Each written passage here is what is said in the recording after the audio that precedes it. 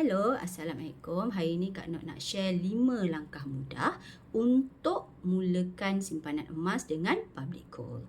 Okey, yang pertama, apa yang korang perlu buat adalah korang pergi ke profile Kak Not. Dekat sana, korang akan nampak satu website link. Okey, so korang klik pada website link tersebut dan ia akan membawa korang ke website Kak Not. Di dalam website tersebut, anda akan nampak gambar Kak Not dan di bahagian bawah gambar tu akan ada beberapa butang. Okey, untuk tujuan pendaftaran emas public gold ada dua butang utama. Yang pertama, daftar akaun emas adult. Yang kedua, daftar akaun emas bawah 18 tahun. Okey.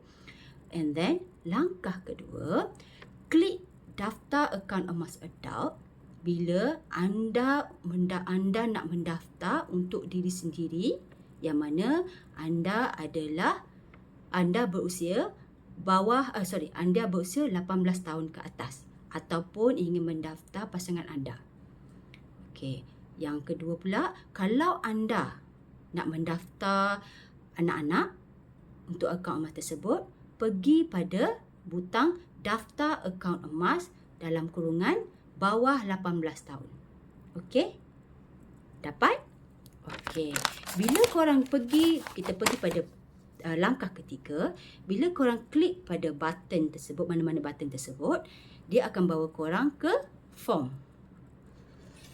pendaftaran ataupun borang pendaftaran. Dekat sana anda kena masukkan nama, nombor IC, nombor telefon dan juga email. Okey? Pastikan kalau anda nak daftar, nak buat 2 pendaftaran, satu untuk anda sendiri dan satu untuk anak ataupun pasangan, pastikan email untuk ketiga-tiga pendaftaran tersebut adalah berbeza. Okey? Dah settle, dah isi semua, boleh terus proceed ke butang submit ataupun butang proceed dekat bahagian bawah sekali. Okey, dalam masa 24 jam, saya akan kontak anda.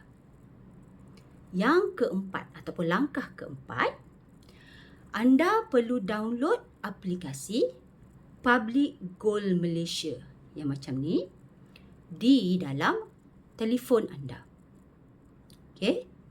Yang kelima, untuk aktifkan akaun anda perlu top up minimum RM100 dan duit ini akan dimasukkan ke dalam akaun emas gap anda mengikut gram emas terkini. Sebagai contoh, emas hari ini RM500 untuk 1 gram. Kalau anda masukkan RM100, ini bermakna dalam gap anda akan nampak 0.2 gram. Setakat ni faham? Okey. Macam mana? Mudah kan buat pendaftaran untuk simpan emas dengan public gold. Okey. Pendaftaran yang saya cerita ni adalah secara percuma sahaja, tak ada charge daripada public gold. So, saya nak ingatkan, simpanan emas ni tiada komitmen, okey? Tapi bagi yang committed menyimpan, anda akan nampak hasil dia.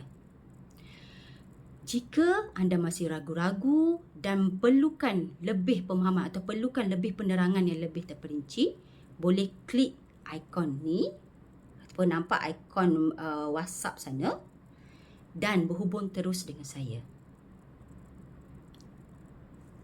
Itu sahaja. Bye.